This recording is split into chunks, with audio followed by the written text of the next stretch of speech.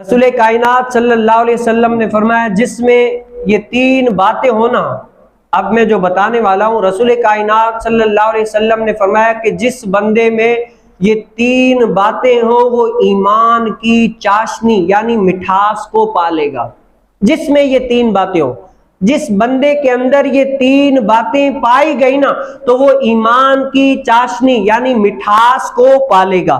پہلا یہ ہے کہ جس کو اللہ اس کے رسول ساری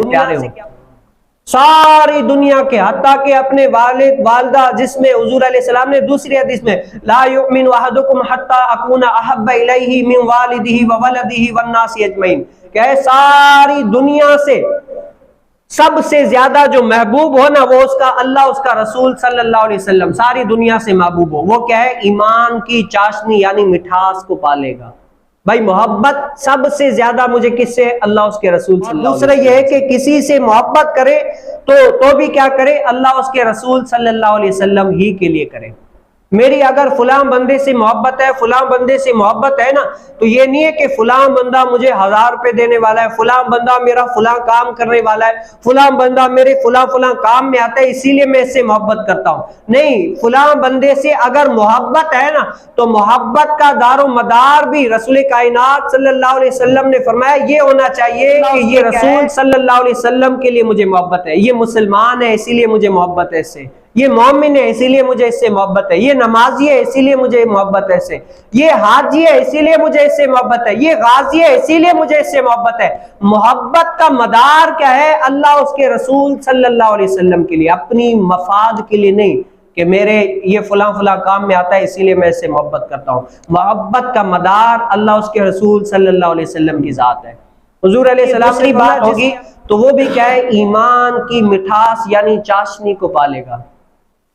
اور تیسرا رسول کائنات صلی اللہ علیہ وسلم نے فرمایا جو مسلمان ہونے کے بعد نا کفر میں واپسی جانے کو ایسا ناپسند کرے جیسے بندہ آگ میں جانے کو ناپسند کرتا ہے نا، ایسا مسلمان ہونے کے بعد کفر کی طرف لوٹنے کو ایسا ناپسند کرے کہ اب میں نے کفر کی طرف جانا نہیں ہے، مجھے اللہ تعالی نے یہ وسعت دی کہ میں مسلمان بن گیا، اب میں کفر کی طرف پلٹوں گا نہیں، اللہ تعالی نے مجھے کیا ہے؟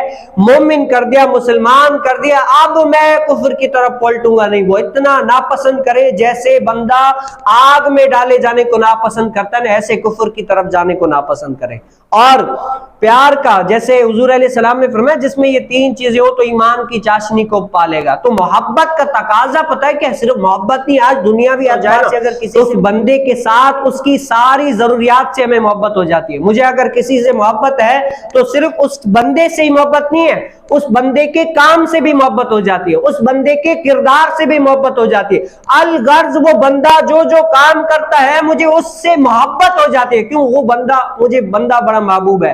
اب جو بندے کے ساتھ اٹیچ ہو جاتا ہے، جو بندے کو اس کو محبوب ہوتا ہے وہ میری بھی محبت بن جاتی ہے، کیوں؟ میری اس بندے کی محبت کا تقاضا یہ ہے کہ جس طرح ہم نے محبت کی ہے نا اس محبت کے تقاضوں کو بھی پورا کیا جائے۔ رسول کائنات صلی اللہ علیہ وسلم نے فرمایا محبت جس کے لیے کرو تو اللہ اس کے رسول صلی اللہ علیہ وسلم کے لیے۔